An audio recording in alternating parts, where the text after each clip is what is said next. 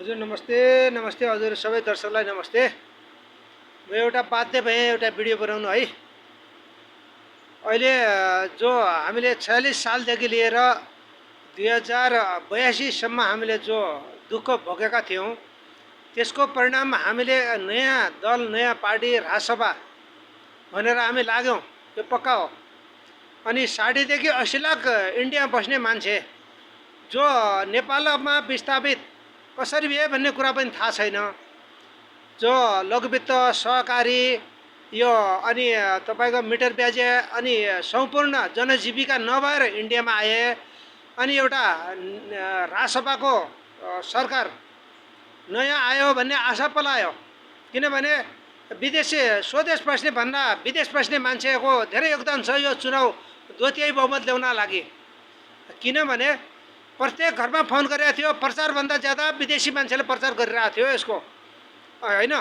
यो भएर सामान्य प्रधानमन्त्रीज्यूलाई मेरो आग्रह यो भिडियो पुर्याइदिनु होला, किनभने तपाईँकै मान्छे हो नेपाली जनता। अहिले सामान्य प्रधानमन्त्रीज्यू, हामी कोही विपक्ष होइनौँ, पहिला कोही अनि मङ्गल ग्रहबाट आया होइनन्, काङ्ग्रेस एमाले माओवादीका मान्छे हुन्। तर यो चुनावमा हर नागरिकले साथ दिएको, यो साथ दिएको परिणाम उल्टो भयो। 60देखि 80 लाख बस्ने मान्छे जो नेपालमा विस्थापित भएको फर्कने आशा गरेर आफ्नो लत्ता कपडा पुराना आफ्नो साँझ के खाने भनेर लिने जानेको हालत त्यो किन गर्नुभयो?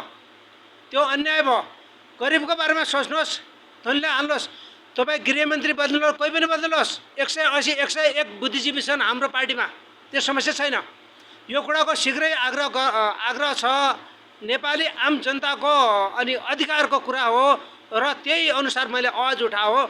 यो कुरा तुरन्तै अनि यो गर्नु पर्यो, यो राम्रो भएन। किनभने अनि यो कि त नेपालमा सस्तो हुनु पर्यो, इन्डियाबाट किन ल्याइ अनि नेपालमा सस्तो छ भन्नु पर्यो। नेपालमा डबलभन्दा टेबल रेट पढ्ने अनि सामान्य एउटा पूजापाठको लागि घरमा एउटा बच्चा अनि त्यो एउटा कुरकुरे पनि फालिरहेछ पाउडरमा, यो त राम्रो भएन नि त। यो रवि लामिछानेजीले किन बोल्दैनन्? बोल्नु पर्यो। नेपाली आम जनताको दुःख के हो त्यही हेर्नु पर्यो। विस्थापित भइसके मान्छे विदेशमा जाने बस्ने मान्छे नेपालदेखि अनि विस्थापित किन भए? पुराना 3 दलका कारणले भए हुन्।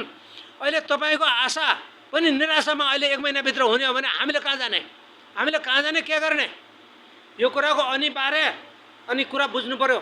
यो भएन, किनभने विदेश बस्ने इन्डियाकै एउटा बार्डरमा अनि राहत पाउनलाई अनि 100 रुपियाँ के मिल्छ? अहिले 100 रुपियाँ केही चिज मिल्छ? 100 किन छुट्याउनु भयो?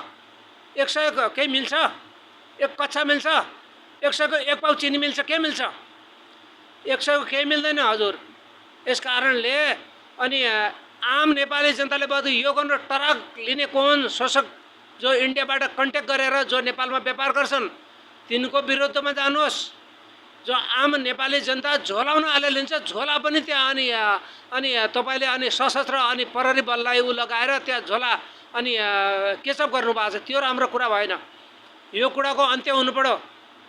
हाम्रो सरकार हो, हाम्रो सरकारले यति कुरा सुन्ने होइन भने मत्री टानिदिनुहोस्। यो कुरा भएन, बोल्नु पर्यो नि त। हामीले काङ्ग्रेस छौँ, एमाले छौँ, माओवादी छौँ, सबैकै अनि मङ्गल ग्रहबाट आया होइन जनता, परिवर्तन खोजिरह्यो। यो परिवर्तनको उल्टो नियम भयो।